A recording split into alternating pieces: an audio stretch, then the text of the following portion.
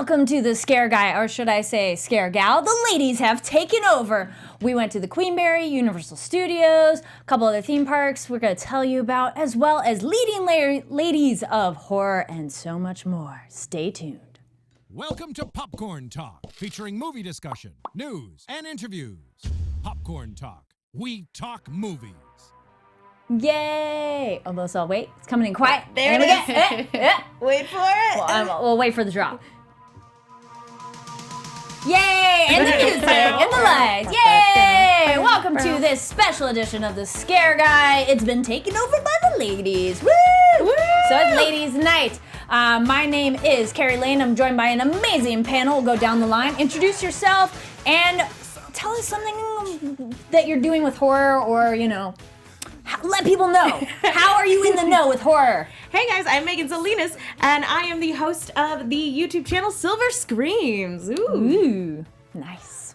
Hey, I'm Summera Howell, and I'm an actress and a filmmaker, and I star in the upcoming dark thriller Sweet Caroline.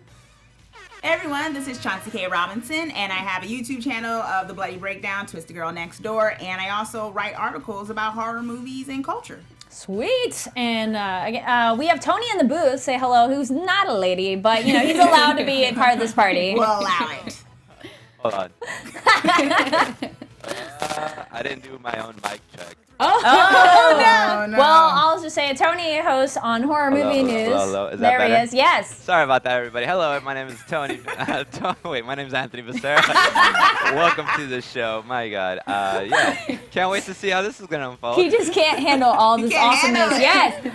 So much girl Tony power. and myself were also hosts on Horror Movie News, which is part of Popcorn Talk as well. And then I myself am a director and filmmaker and made some horror films. And we're going to talk about a horror film that I was assistant director on as well. So right at the top, let's get into why is it ladies' night and where are Luke and Jim? So Luke and I was like, yeah, sure, totally, man, we'll take care of this.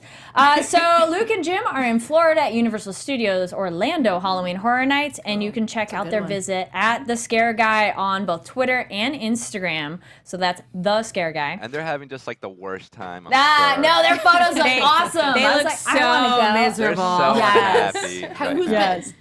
What? Who's been to the Orlando one? I have not. I haven't. Oh, you guys, there's like 26 mazes or something. That's what they're crazy. saying. They're like, it's amazing. Very large. Holy yeah, cow. that's what I Yeah, heard. Ooh. it's like you could go 2 nights in a row and honestly maybe not get into every maze. Oh. So, like, yeah. Bucket list. They really make use of that extra real estate. Yeah. That's incredible. Nice. So they face off from Killer Clowns from Outer Space, Michael Myers, Ghost from Poltergeist, and of course the Demogorgon from Stranger Things. When they come back, they'll compare the Halloween Horror Nights of Orlando to the one in Hollywood. So they'll be back shortly. And then we all love horror events. Megan, why don't you let us know about some upcoming horror conventions and events? Sure thing. On October 4th through the 7th, we've got Shriek Fest and Bi-Coastal Horror Film Festival in Los Angeles, I believe. And Orlando is going to be on November 3rd, October 5th through the 7th. We've got Night at the Living Dead 50th anniversary celebration in Evans City, Pennsylvania, October 12th through the 14th. Halloween 40 Years of Terror in Pasadena, California, which, of course, as all you horror aficionados know, is where the film was originally shot all those years ago. I'm so excited for the new movie, you guys. October 12th through the 14th as well, Rock and Shock Horror Convention in Worcester, Massachusetts. And October 26th through the 28th, Spooky Empire in Orlando, Florida. And November 3rd through the 4th, for all of your post-Halloween blues, we've got New York City Horror-Fi Expo in New York City. And then Chauncey, you have an event coming up that you're connected to with Film Festival Horror Stuff. Actually, yes, that was the first one that's coming up this Thursday. I am going to be the official red carpet girl there. And it's just going to be a really awesome time. It's the longest running horror film festival in Los Angeles, actually. Nice. So it's been going on for some time. And Denise, who's like the head show with this, it's really going to be awesome. Really great stuff. And I'm really excited to be attending the films and actually bringing people all of the info about it. Sweet. Look forward to it. Yes, you need a link, and I know Jim will put it on their site as well. Awesome. So theme parks, Megan, you went to Universal Horror Nights. I did. Here in Hollywood. How was that? It was the first year we did the express tickets, me and my friends. So this is the first year we were able to do and this is such a weird thing to say. This is the first year we were able to do all the mazes. Because in previous years we've just gotten regular tickets and you're standing in line for anywhere from anywhere from 40 minutes to 2 hours. And it's way too long. I highly recommend doing the express tickets nowadays. Because it's just gotten too big. But it was so much fun. How long are the mazes? How long are they? Yeah, like the experience. Or do they vary in length? Some of them feel longer than others. Okay. Like I feel like the Universal Monster Maze was a little bit longer than a lot of the other ones. Like it felt, maybe it's just because of the way the layout was, but it felt at least like a quarter long, about like a quarter longer than everything else, like 25% longer than all the other mazes. But I think maybe you can get through the mazes, depending on how crowded it is, anywhere from like 3 to 5 minutes through the maze. If you're like 45 minutes. If you're like, it's a roller coaster ride, pretty much. If you're what day of the week if you're like power walking through, I think the scariest statement is that the line. Yes, That's a horror show. no, wait, what day of the week did you go? we went on Saturday. Yeah. Okay, so that does factor into a little bit. Yeah, for sure. If you go on a different night, the wait's probably not going to be nearly as bad. And obviously the weekend that you choose to go, the closer it gets to Halloween, obviously the more and more crowded it's going to get, which is why we try to knock it out early every year. I know a lot of other people prefer things like Not Scary Farm or Six Flags, things like that, because every horror attraction has different sort of flavors to it. Something I always appreciate about Universal Horror Nights is its production value. True. And I got to tell you, some of the puppeteering for this year is absolutely on par with what they've done in years past. Poltergeist was definitely my favorite maze, which I had completely forgotten that they were doing a Poltergeist maze this year until we got in line, and I was like, oh yeah, I guess they're doing Poltergeist, and it completely blew me away. It was fantastic. Trick or Treat was also a delight. It was like seeing the film come to life. It was fantastic. Nice. Love that movie. And of course, Stranger Things is going to be a big crowd drawer this year. I thought it was great. Like the Demogorgon looked fantastic. So kudos to everybody on the Universal Horror Nights production team. Everything looked fabulous. How much are the express tickets? Yeah. Are they like 100? They're 100 something? No. More? Obviously, it depends on the night you're going. Certain nights are going to be more expensive than others. But for this year's express tickets for the night we went, $200. Does that include entrance into the park, or is that on top of? That is just for horror nights. That's not, because there are some options where you can get into the park at 2 p.m. Right. And there are other options where you can get more like VIP experiences and things like that. But yeah, we were just express tickets for just horror nights. It was $200. For $200, you can have a man come to your house in a mask and truly scare you. I'm sure somebody would do it. Right here. I would say that is my slight complaint. I am more biased towards Knott's, but it's also because I worked there for 3 years. But the problem with Universal is their line control is not great. If it takes forever to get through all the mazes, like Knott's, you could go through twice of all of them. But Universal, yes, production value is great, but line management, come on. This is my 8th year going to Universal Horror Nights, and this is the first year I've been able to do all the mazes. Take a moment to assess early that. Too? There was one year. Because they're the people who show up at 8 and the park opened at 6, and I'm like, dude, you wasted 2 hours right there. What are you doing? We tried to get there on time. Okay. There was only one year where we didn't get there right when it opened, and that was the very first year we went. So cool. Well, good to know. I want to go. I want to somehow fit in there. What do they do at Six Flags? Fright Fest. Yeah, Fright Fest. Similar idea. I have not been to that one yet. I went last year. Yeah. It's okay. It's one of those things as well. If you don't have express tickets or whatnot, you're not going to get into all of the mazes and whatnot. And I have a tendency to not like to stand in lines at all. So it's just like if I have access, that's great. If I don't, well, I'll pick my favorite like one or two. Yeah. But then you also get to like be in the park too as well and ride the roller coasters. Yeah, that's the thing with Universal. You have to keep in mind for Horror Nights, they keep some of the rides open. But there are others that they close during when the park is there for Horror Nights. Like you don't have access to Hogwarts. When, they're like, nope. Yeah, that apparently I don't know why they do that, but I'm assuming because you gotta pay more to go there. I'm assuming it's because it's not on brand. Like it's not on brand with Harry Potter. It's new. They made more money with it. They want you to come back for it. I'm sure. There's when it first opened, I had that too. Like, and they had a wristband, and they're like, no, you can't go in. Capitalism. Yes. Oh, absolutely. But they've also got Jurassic Park closed right now because they're in the middle of revamping it to be Jurassic World. Yeah. So that one's closed, but they've still got the Mummy, Transformers, and The Simpsons going as normal. Oh, so that's open while. Yeah, absolutely. Cool. See, I'm the person, I don't want to ride any rides because those are there all the time. I want to go for just mazes. True. It's a nice change of pace if you want to sit.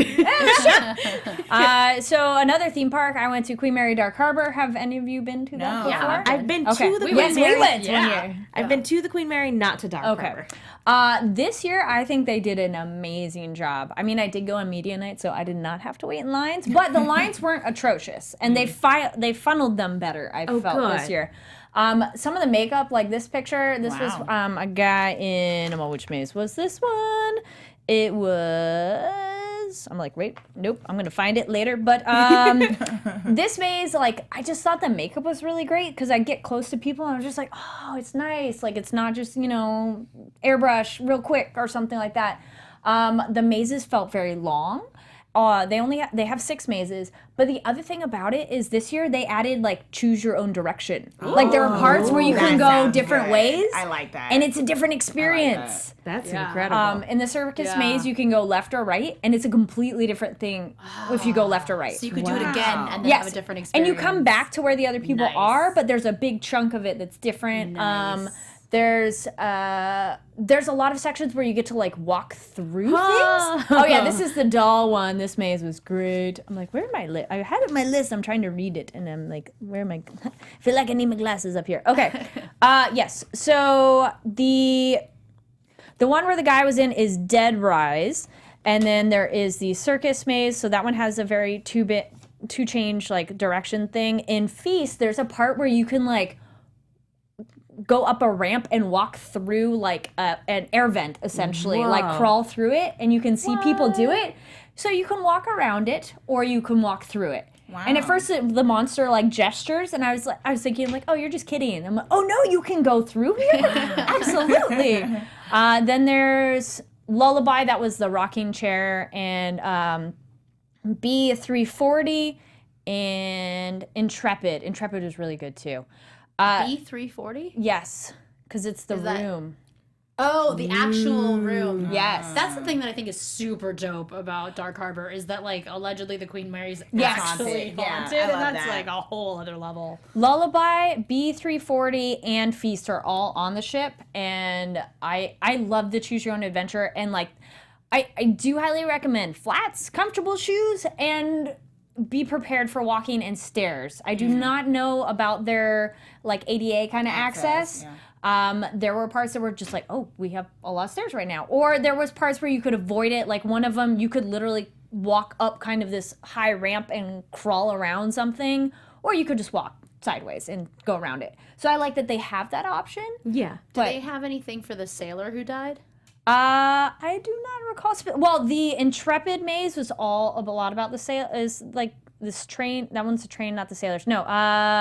Dead Rise is like the ship and the sailors. So like 40s World War II. That was the guy who had the really messed up face. Yeah. Because what actually happened is he was between these two doors. Yes. And it just slammed shut on him, and he got crushed in half. He was like 18 years old too. Like he just enlisted. It was super sad. Poor baby.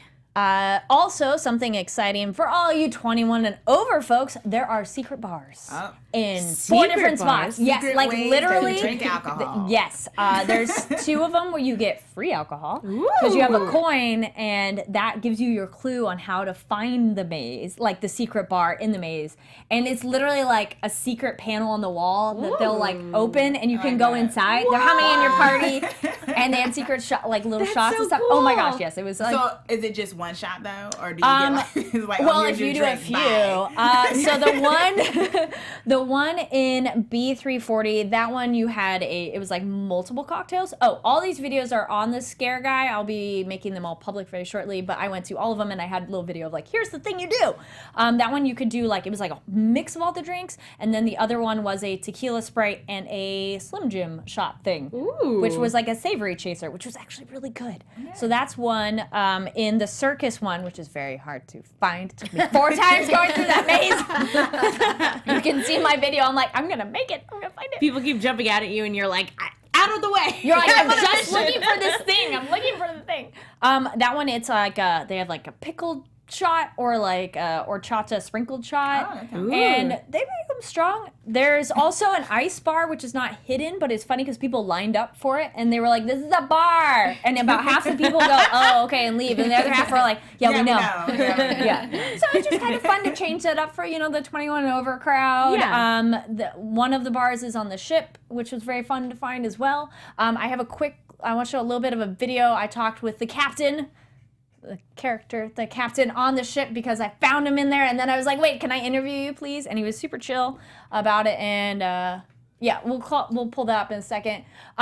It says in your I have my little map here, how to get the coins to get it, and they tell you on the secret thing. So they have sidebar, door 13, the lineup, and broken compass are all the different secret bars. And some of the characters can give you those coins, and it tells you all about that in their little program. Okay, here we go. So this is me with the captain in the secret bar. And guess what? I found the captain himself, the captain of Queen Mary Dark Harbor. Hello, sir. Hello. Sorry, I thought you were talking about me when you said the Scare Guy. I guess you kind of are. Yeah. I'm Carrie with the Scare Guy. I thought that was me. Oh, okay. Oh, okay, cool. There's another Scare Guy? He looks like a White I want to be Walker. the only Scare He Guy. You know that, right? does. That means you got to get rid of the others, right? That's what I do best. How is the Queen Mary Dark Harbor experience going thus far? So far, it's going excellently. It's a whole different experience this year. It's a lot more immersive. It's a little choose your own adventure. You have to find certain secret bars, which you have done very well. I know that. You found them all, am I correct? Yes, we have found them all. And actually, right now, we are in the last one to find, which is on the ship itself. That's all we can say. Yes, Now that's it. let's- This one, ask around and ask politely. That was the other thing I was saying. Ask politely. Don't be rude. Yeah. Exactly. So You've been very then you demanding. can watch the rest of this video. Okay, He was very so funny. you have to One of take the it to the big bar. tips, I don't I have to kind of do asked like, what are anything. some I can do whatever the suggestions? hell I want. It was like, what do you recommend? And people get there early, because I forget what time it opens exactly, but get there early. Get that time to park and get there, and enjoy yourself. Because if you're getting there at 10 p.m. or something. The you're night is just rushing, gone. and you're gonna be like, oh man. Real quick, Carrie. Yeah. I wanted to watch the rest of that. Where could I find it? Yes, it's on the Scare Guys YouTube page. I have all the videos on there. I just put them up private because I didn't write a description yet. Perfect. But they will all be on there. They're very. I hope you enjoy them. I wanted them to be fun and very casual, of like you experiencing my experience of it. And yeah, that guy was super fun to talk with. And Yeah, he's fun. he was very funny. He reminds me of Fred Willard, and I don't know why, but I'm just kind of like, it's like Fred Willard put on makeup and is pretending to be British. And I don't know, like, it seems like a dream or something. Yeah. So Did I make that up? Did this video actually happen? Am I asleep? Yeah. So that's all. Those are from videos from Queen Mary. I'll be posting more. Check the Scare Guy on YouTube, and then we'll definitely link it via Twitter and then our own pages. So those will all be up. Loved Queen Mary. I do highly recommend it this year. Changing up the secret bars and the choosing your own direction and the more obstacle course. Oh my gosh, so much more exciting than just like, I'm like, oh, it's like literally a maze now, not just a walkthrough. Because I hate when they are like, it's a maze, for air quotes for those listening. Because I'm like, you don't pick where you go. But this one's like, which way do you want to go? Oh, That's great. Which way do you want to go? That's the thing with horror nights at Universal is like, they're not mazes. They're walkthroughs. They're walkthroughs. Yes. If it was was a maze, I would probably still be there. Would you say the price is good for the experience? Oh, that's and the other thing time? too. Look online for coupons. Queen Mary totally has lots of coupons online. It's much cheaper than most of the other parks. Oh, okay. The other thing too that I liked. I did them on our social media. Was they have a lot of performers as well. They have like silks, hula hoop, so cool. like little ventriloquist dummies. They have sideshow people, and that's kind of nice to sit down and take a break, or just multiple activities. So you're not just ventriloquist dummies. Like, why has no one ever it's like done a little that person. before? Yes. Oh, it's great. Oh, the one guy had like a puppet and she took her top off and it's a little skeleton. It's hilarious. He's like making her wiggle. Yeah. So Summera is our special guest and has been on a couple horror shows and such. Tell us about some of the projects you've worked on and how was it working on those? Yeah, sure. So I've done 2 episodes of American Horror Story, one in Hotel and one in Cult. I like to say that I kind of sort of regressed because on Hotel I played a cop, and then in Cult I play a victim, and I'm like, it's gone poorly. Yeah. So, normally you think you'd work your way up from victim to cop, and I went the opposite way. So I think we have a clip of that. Yeah, we have the Cult clip. Yes, that's a better clip. Door's locked. Well, only one way to go. It's a little hard to see on the screen. Are you the other person in the room with him or no? You'll see me right now. Speak for the unborn. Oh. Yeah. Oh, no. Yeah, you guys. There you are. I liked being a cop better. What? Oh, my God. My sister didn't recognize me. Please. He kidnapped me. He's making me do this. This isn't a show.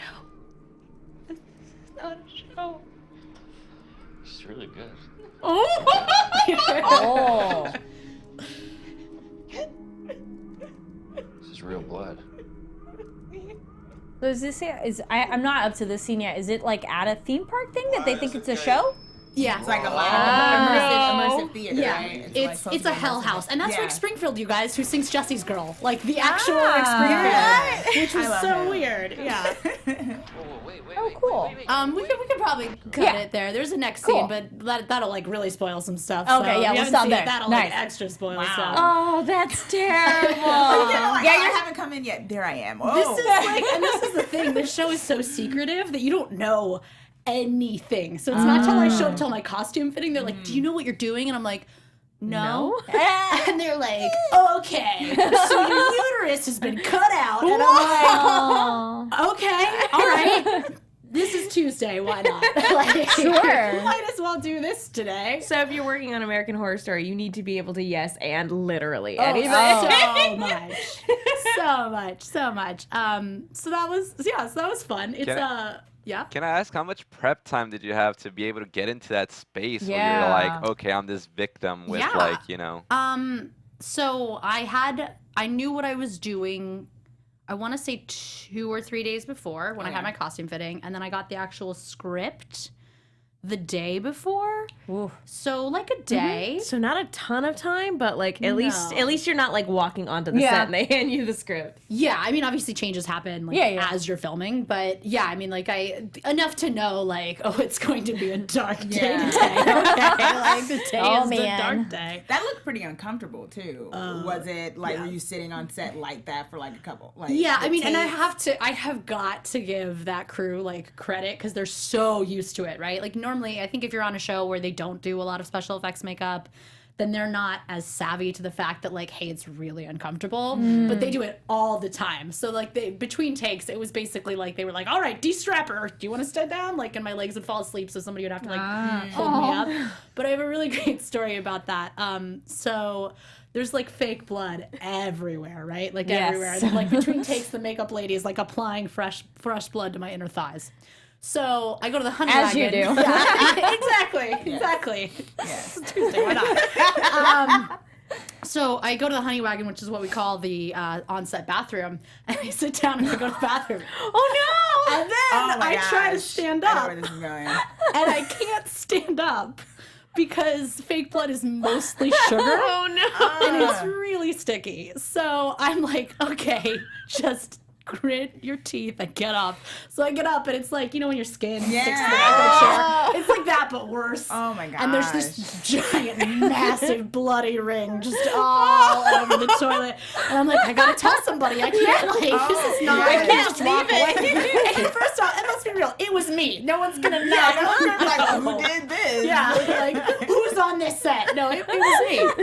Oh my god. So then I had to find some poor PA and I just walk out to him and I'm like, look, man, I know this is like, you know, questionable whether or not this is your job.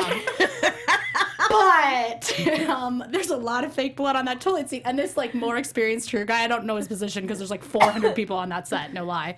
But he just comes walking up and he just says to the PA, he's like, hot water, go, it's mostly sugar. Just pour it over, get it from craft services. And then he just turns to me, he's like, welcome back to Horse Story. And I was like, thanks, man. To his credit, yeah, you were probably not the first one I was to for leave sure the bathroom a bloody mess. Seems like For they sure. not used to that. The shower on the second day, because they wouldn't let me wash my hair in between the 2 days. But the shower on the second day was like a nightmare for the first time. It was just like, Oh man. gross, so gross. And then we don't have a clip of it, but you also did Teen Wolf. Yeah, I think you do have It's a a clip victim. of it, actually. Okay. I think that was the longer one, so then I was having trouble pulling from the. Got it. Okay. Yeah, I don't know what it's queued up to, but yeah, there's Teen Wolf, and then there's also Tim and Eric's bedtime stories, which is the weirdest set I've ever been on. How was that? Yeah, let's Exactly hear how I'm a you fan. think. Exactly how you think that's gonna go. It's the only time I've ever cried in a comedy for real. And like I knew as soon as I did this take, like he didn't direct me to cry, but I was like, if I cry, he's really gonna like it. And I did. And he was like, yeah, more. And I'm like, okay, all right, here we go. Yeah, I mean, we just shot it like in their office in the middle. Like they literally had to get everyone else in the office to stop doing what they're doing for sound. Like it was so random. I was there for like 90 minutes. It was like I felt like an answer to Craigslist ad. Like I need to come out and cry. yeah. exactly. So Now, do you find yourself drawn to horror, or you enjoy any particular difference in other genres? well, I mean, I like to watch it. I think that I would like to be in it more if I was like the girl who lived and You want to be the Final final girl, yes. totally. And like in those three experiences, Which it's like, you are, and only Yes. smart survive. Yes, that's very true. Which I feel like is actually more on type for me. But I have really like big round eyes, and apparently it's super sad if I die or something. Because I just like look like I just milked a cow. And, Sorry, your puppy dog eyes say we have to kill you. I know. It's just a little. Yeah, but in the feature that I'm in, which premieres on Saturday at the Sunscreen West Film Festival in Hermosa Beach, and we have some other screenings in LA coming up. It's like Black Swan, and I slowly go insane over time. Okay. And Awesome. yes, and that was much more fun to be like, oh, I get to kill people. Like, yes, this is good. Okay, I want to do this. So. Nice. And then, what any other projects you have coming up that you want to promote? Yeah, weirdly, I'm in a horror short called Wake at the same festival the same day on Saturday in the shorts program, and there's no connection. And I was like, Except you. yeah, well, but I don't know like the festival programs or anything, so I found out like independently from each film, and I was like, what? Like the same day? And I'm like, well, that's convenient. You're like, cool, I'll be there. Yeah. Yeah. So there's that, and then a film that I directed called Avowed, which is not horror related at all. Not even a little bit. It's about a nun and a disabled man, so it's like not in that genre. It's playing October 19th, which is a Friday at 6 p.m. at the Downtown LA Film Festival. Nice. And then a horror adjacent, more like a dark fantasy film that I directed, is playing in Georgia at the Way Down Film Festival. I want to say the 20th of October, maybe the 21st. So in the next month, I have 4 films and 9 festivals across the country. That is awesome. Congratulations. That's wonderful. Very exciting. It's going. Yay. Staying busy. Actually, another film festival one that these ladies got to go to with me for. We saw Followed, so here we are on the red carpet. So Followed was a film that I assistant directed on, and I know I told you a lot about it while we were filming that one. And it's a horror film. It was premiered at the Burbank International Film Festival.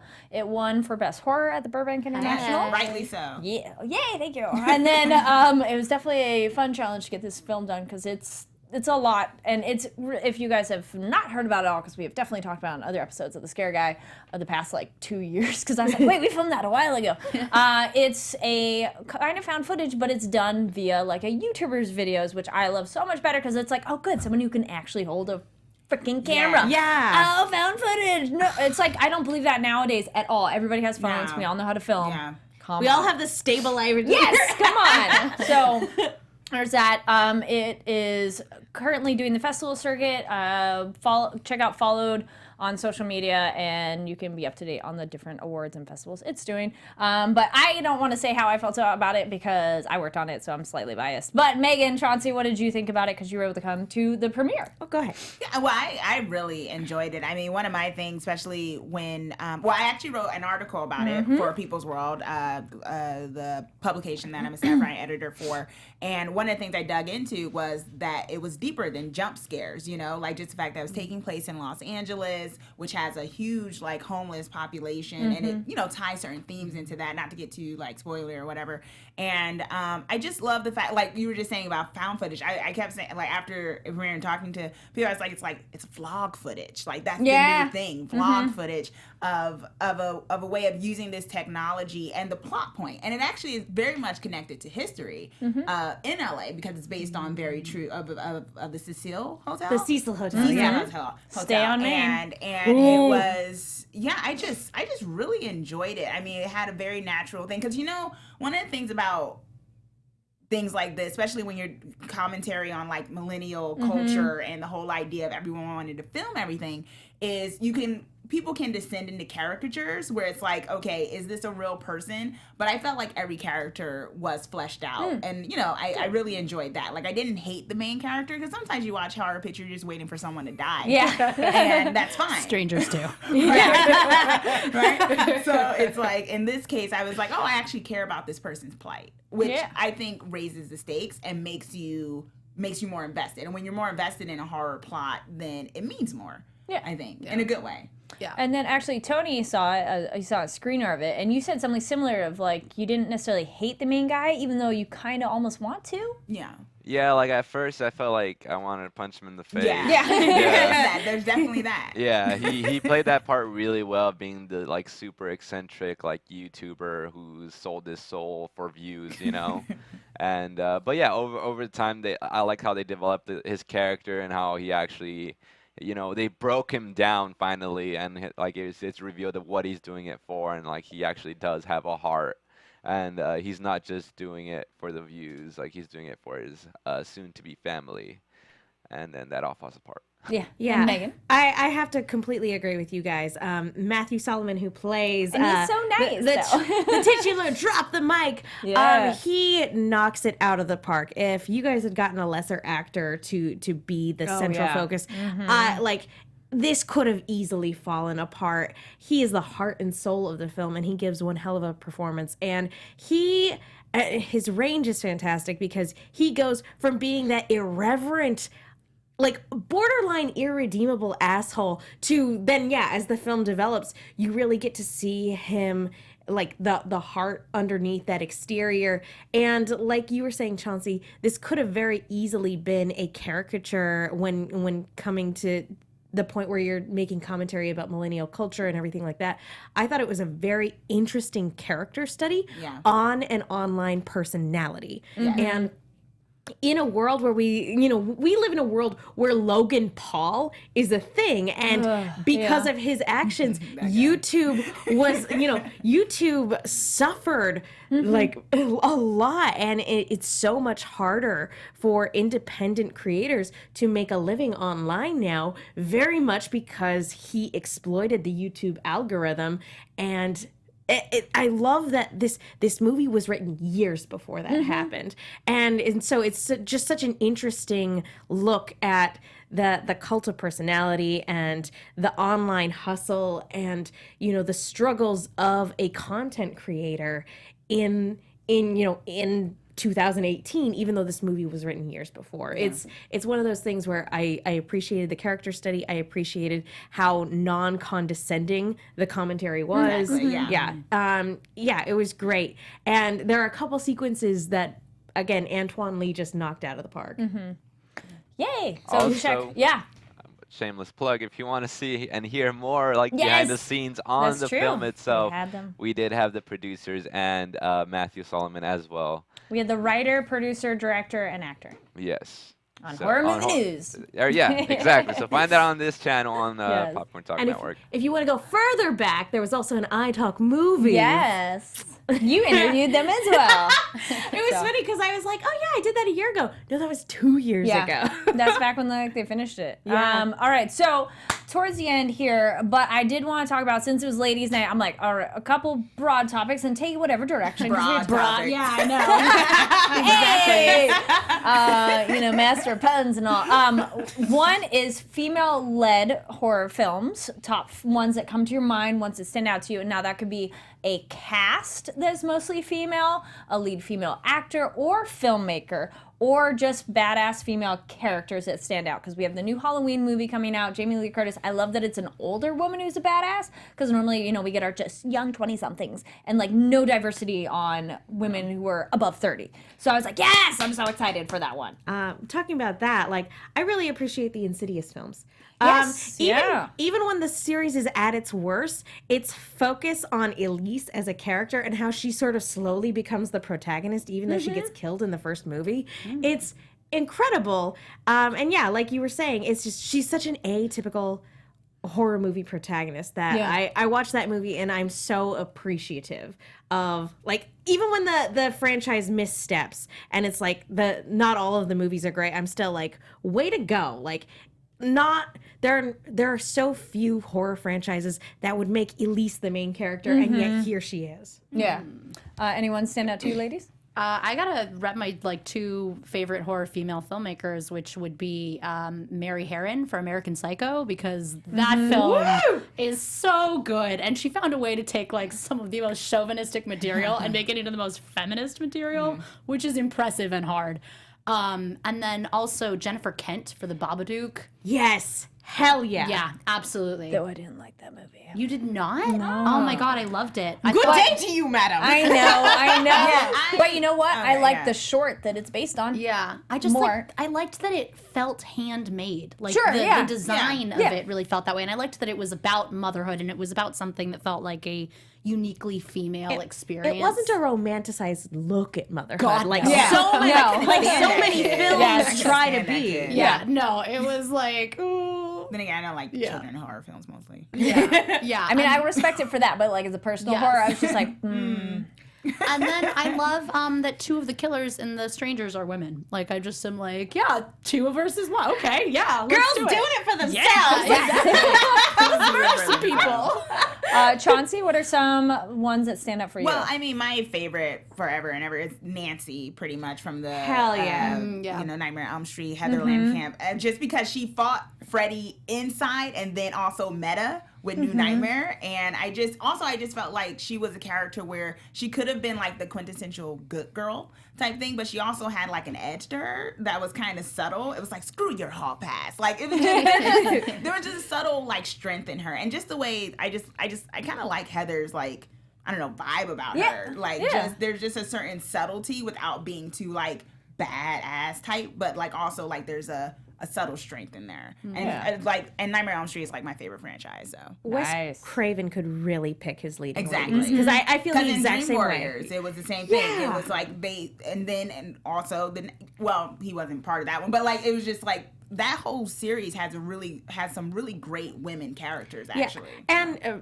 And Dream Warriors is one of the few horror movies that treats a returning character with the weight and gravitas that it deserves. Yeah. And she gets killed at the very end, but in a meaningful way. Yeah. It's a beautiful send off for the character, and it's not just like. And then she comes back. Yeah. As Heather. Yeah, exactly. It's not just like a lot of the other horror movies at the time where they would kill off the surviving character in the first act to be like, ooh, it's serious business now. And it's like, no, guys, her coming back meant something. And I really appreciated that. And Wes Craven, a lot of what you said about Nancy, that's how I feel about Neve Campbell in Scream. That's what I was about to say. He's my second one. And that's that same sort of subtle strength. It's like, she's the mousy one, but not like stereotypical mousy, like, oh, I don't, but it's like, oh, I've got these issues. I'm not necessarily perfect. I've got these problems. My mother, all this, questionable thing, but I still have a boyfriend, like I'm still sexual in that sense. And she's allowed to kind of own that, but also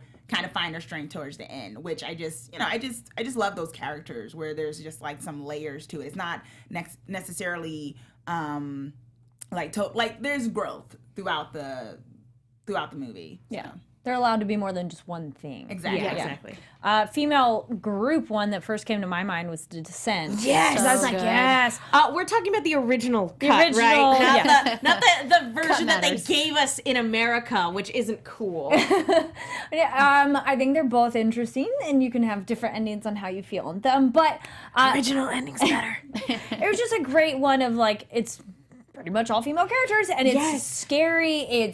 You get that claustrophobia feel on it, though, as a amateur but still rock climber. Using someone else's carabiner drove me nuts the entire movie. I'm like, that's a stupid move. But besides that, everything else, I was like, yes, it like really got you invested on these people, and you're just like, nope, back up, run. I like that if nobody told you, you could get 40 minutes into that movie and have no idea you were watching a horror film. Always appreciate a movie that can do that, like From Dusk Till Dawn, where you're watching a completely different movie until the horror actually steps in, and then you're like, what's happening? This movie's so good. I want to help on this one because I'm like, oh, they blended together. I watched them all. In the Hellraiser, there's one where the girl fights back. I want to say it was like the third one. There are female protagonists for most of the Hellraiser franchise. There we all go with Christy, she's the protagonist for 1 and 2, and I don't remember who the one for 3 is. Christy, do not mess with her. She is cutthroat, and she will go to some crazy lengths to survive the nonsense that she's going through. So don't mess with her. I like you for doing nonsense. She wore another woman's skin in the second one. Like, she don't mess around. Thank you for the assist because I'm like, I remember watching those as like a whole thing together. So I was just like, wait, which one? It's either But I know Kirsty or Kirsty. There's I some don't good recall. female characters in that Hellraiser series. I feel like we gotta rep Ripley though. Like, That one I'm like, it's that genre bending. I'm like, it's sci-fi horror. It's horror. Yeah, it's enough. Yeah. Okay. It evolves into an action series. Yeah. But yeah, it's The first one you its could say roots is horror. Yeah, its roots Sci-fi is in horror. horror. And I as would much say as the thing is. Yeah. I would say that 2 is also a horror action movie. I know it's mostly gets categorized as an action movie, but I'm like, no, it's still got those horrific elements. Yeah. I'm all the thing. Tony's favorite movie ever. He's all quiet. What? Oh, sorry. She's all the thing, and I'm all, your favorite movie. Oh, yeah. Well, I was going to say, I'd be curious, any lady movies coming to your mind, Tony? Put you on the spot. I was personally a fan of Revenge, if you guys We did caught talk about that film. I really enjoyed that one. Ooh. I don't know that one. I don't either. It's on Shudder. Go for it, Tony. You want to give the setup on that one? Yeah, it's like it's a rape revenge film. Three. I'll add to this, but yes. So wait, okay. I got the reaction of Megan. It's like, I personally Did a man judgment. make it? Because that makes a big difference to me. That What? Did a man make it? I can't remember. I think it was a woman. I think Okay. it's a woman Well, for it's- Revenge. Nonetheless, regardless of what Well, you wait. say, it's a great film. Whoa! Shade. What? You guys so just jumped on intense. judging it. That's why I'm like, well, you gotta Well, you judge know, it I off think that it- like Hold that on. basis, you know, like maybe watch a trailer then judge. Or, Okay. you know? female filmmaker. Yeah, that's I. Okay, I saw cool. all that, Coralie, yeah. Coralie Then I'm down. Fargate.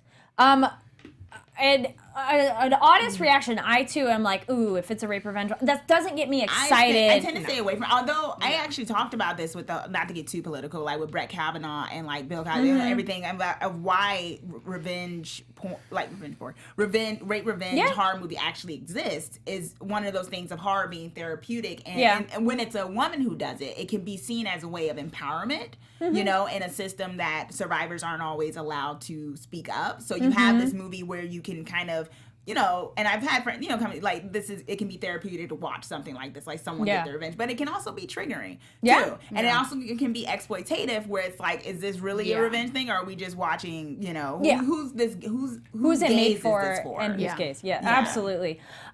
This one I haven't seen many, but this one I felt did a good job of tackling the issue, and like her revenge was satisfying enough and brutal that I was like, okay, I'm a little bit on for this, but it's definitely not one that I'd be like, I'm not gonna watch it again. But I do recommend that was a well done if you're gonna watch in that category. It's a very specific subgenre. Yeah. And in all honesty, for me, it's one like that particular subgenre takes the wind out of my sails, and I'm like, oh, okay, like because it's very rare where it's done well. Sure. Or it's done in a way that I don't feel exploited and, you know, that sort of thing. If that's your favorite, Tony, you know, I'm not going to harp on you. I'm just saying that, like, I probably won't give it a go anytime soon. That's like off, a huge, that was just off the top of my Yeah, head. we saw that recently when we talked about it on Horror Movie News as well. If I were to go with my favorite, some of my favorite films that I consider horror would be, well, the top one would be Hereditary with Toni Collette.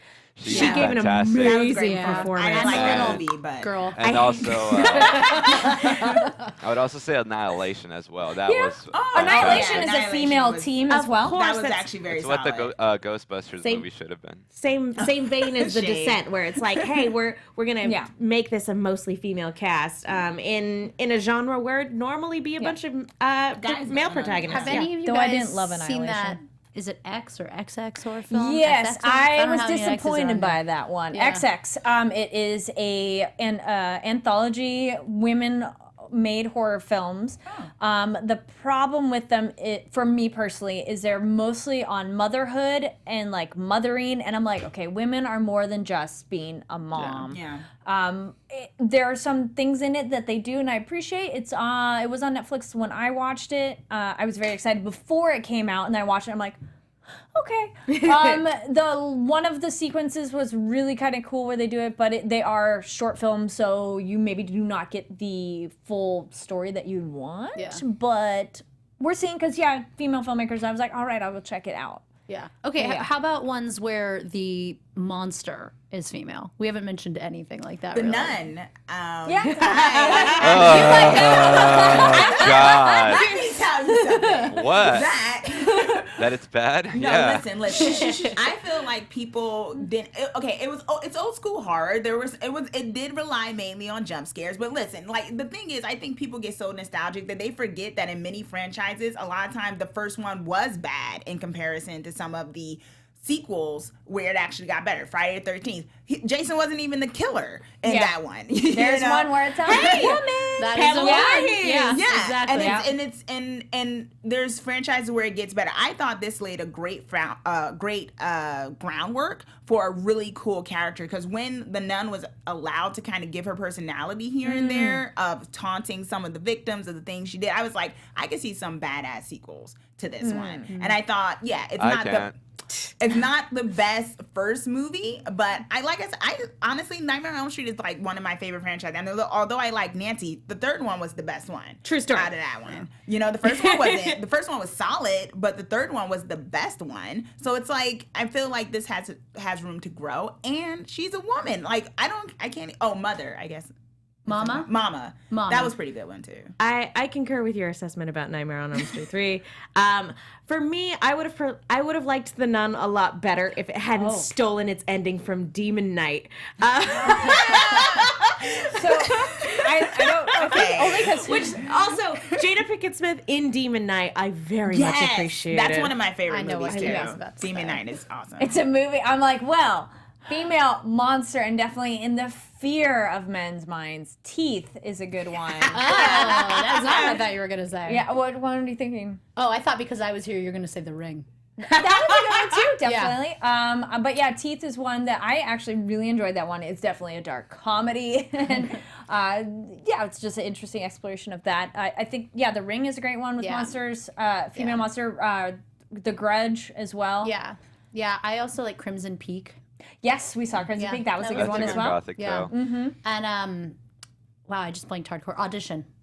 Yeah. Oh yeah, baby. Now you're talking. Yeah, I kind of like it when it's like she's just a real woman. Bring out the piano like- wire. Yeah. A little, which is what Sweet Caroline is like. Yeah. Not a monster, but I think I was just thinking of gore, and one, because we talked about in Horror Movie News, is Tag. Did you guys see Tag? No. It is so bizarre. The one where they're just still playing tag 30 years later? No. That one. I'd love if it had a horror movie No. twist in it. No, there's That'd be a great. Japanese horror film called Tag. It is just Tag, right? Yeah, it's Yes, Tag. it's Tag. But what is chasing them is not what you expect whatsoever, and it is just all gore and the most bizarre direction it goes, but it explores some really fun and like, wait, what is going on things. I'm pretty sure I watched that on Shudder. There's an old school movie, and I'm blanking on it, but it's one where she is a mother, but she kills people when they're not polite. It's like a famous actress. And it's just like, it's one of those things where like she's a housewife, but she's like a single mother, and man, I have to look it up because that was actually one of my first forays and like looking at a woman kind of just killing people, but also like baking a cake afterwards. Like it was a comedy, but it was like a horror thing because she was killing people. It's like a famous thing too. It's like a horror.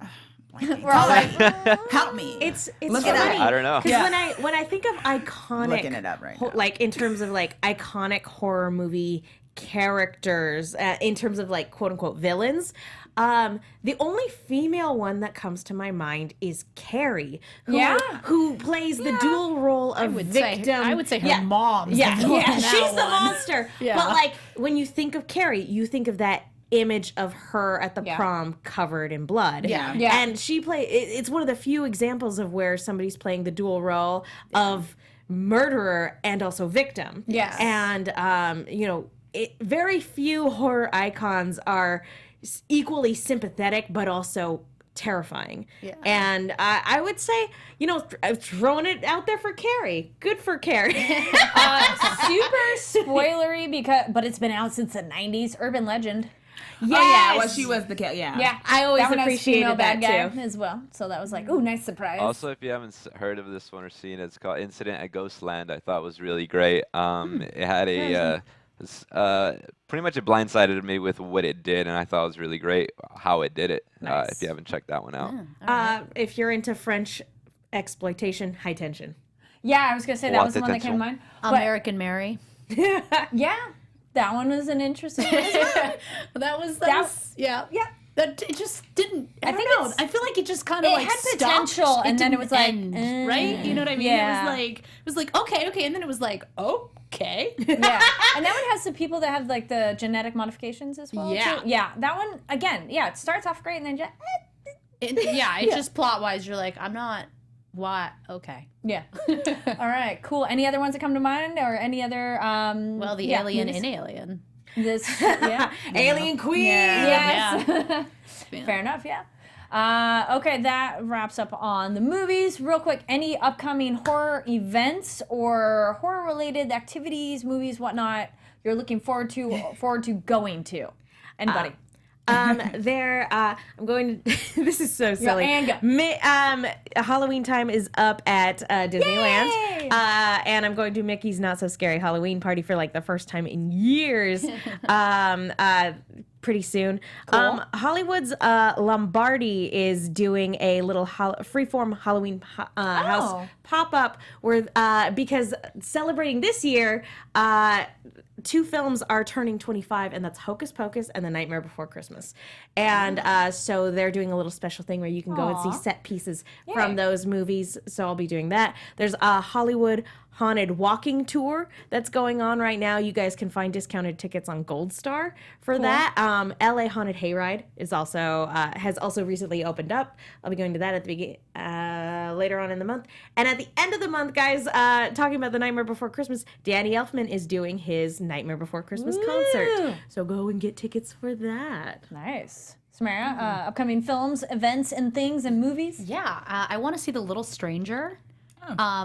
I made the mistake of looking at a review, and now I'm like, do I still want to see The Little Stranger? But I just saw Lizzie, and I freaking loved that. So if you haven't seen Lizzie, it's hard to find, but really well worth it. Chloe Sevigny plays Lizzie Borden. Yes. And Kristen Stewart plays her yes. maid. And I was like, all right. There's a moment like in the last third where I was like, why are you showing me this? And then they reveal why you're showing it, and I'm like, oh, okay, totally justified. Okay, good. Solid choice. Yeah, all right, I approve. At first I thought that was like overly explanatory, but now I see. And then, I mean, I have to plug it again. My own. Sweet Caroline, which plays the 5th at Sunscreen West in Hermosa Beach, plays the 17th at Silicon Beach Film Festival, and it plays the 28th at a festival that I cannot yet name. Nice.